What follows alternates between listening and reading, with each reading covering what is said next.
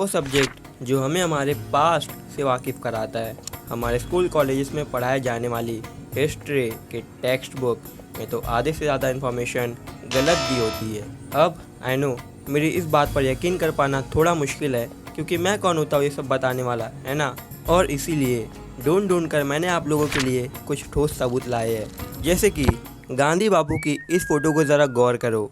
गांधी जी अपने रंगीन मिजाज में, सिर्फ गांधी बापू ही नहीं, इंडिया के first prime minister Pandit Jawaharlal Nehru की भी कुछ यही कहानी रही है, और जिसके जन्मदिन पर हम क्रिसमस सेलिब्रेट करते आए हैं। जीसस क्राइस्ट का जन्म तो असल में 25 दिसंबर को हुआ ही नहीं था, और अभी तक जिस कोलंबस को हम अमेरिका की डिस्कवरी का श्रेय देते आए हैं, उस कोलंबस ने कभी भी अमेरिका को डिस्कवर किया ही नहीं।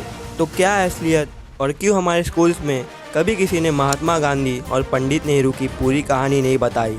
मेरा नाम है fact boy and let's find out.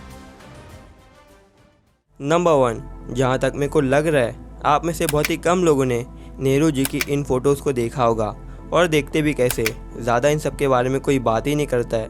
तो नेहरू जी का उनकी पत्नी कमला नेहरू के अलावा और भी कई सुंदर कन्याओं के साथ संबंध थे, और यहाँ तक कि तो ऐसा भी कहा जाता है कि रात में कई बार वो उन कन्याओं के साथ सोई भी है। और अपने इसी रंगीन मिजाज की वजह से वो STD नाम की सेक्सुअल बीमारी का शिकार हो गए थे, जिसकी वजह से 27 में 1964 को उनकी डेथ हो गई। मतलब तब के संजय दत्त वो थे, देख रहे हो। और ये सब बातें हमारे स्कूल्स के टेक्स्ट बुक में नहीं डाली जाती, क्योंकि ये सभी नेगेटिव कैटेगरी में आती है, जिनका कोई सेंस नहीं बनने वाला, और उल्टा स्टूडेंट्स में नेगेटिविटी फैलेगी। नंबर 2, क्रिस्टोफर कोलंबस ने डिस्कवर किया था अमेरिका, ऐसा हमें पढ़ाया गया है। बट अमेरिका तो कोलंबस से 500 साल पहले ही डिस्कवर हो गया था।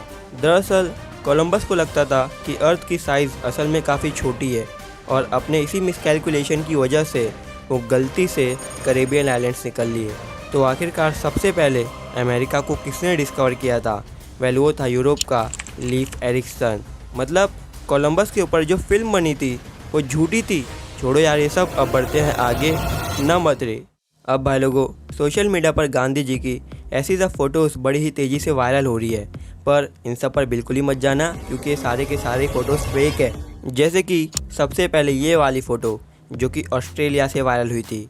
दरअसल ये असली गांधी बापू नहीं, बल्कि कोई ऑस्ट्रेलियन एक्टर है जो गांधी जी का गेटअप लेकर इस लेडी के साथ डांस करते हुए फ़ोटो ली और बस अपलोड कर दी सोशल मीडिया पर। और अब क्या था, फ़ोटो का वायरल होना पक्का था।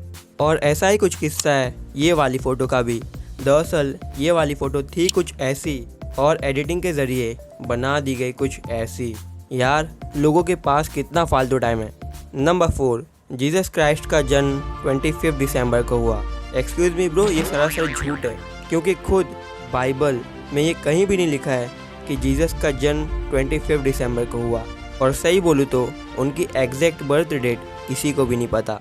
और कई हिस्टोरियंस का तो ये कहना है कि जीसस का जन्म स्प्रिंग या गर्मी के मौसम के दौरान हुआ था, न कि 25 दिसंबर को। नंबर 5, अभी तक का सबसे बड़ा झूठ।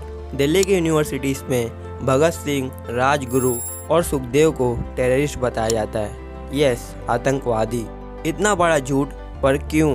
तो अर्ली 1930s में महात्मा गांधी और इंडियन नेशनल कांग्रेस कई सारे लोगों के साथ मिलकर अंग्रेज़ के खिलाफ प्रोटेस्ट कर रहे थे।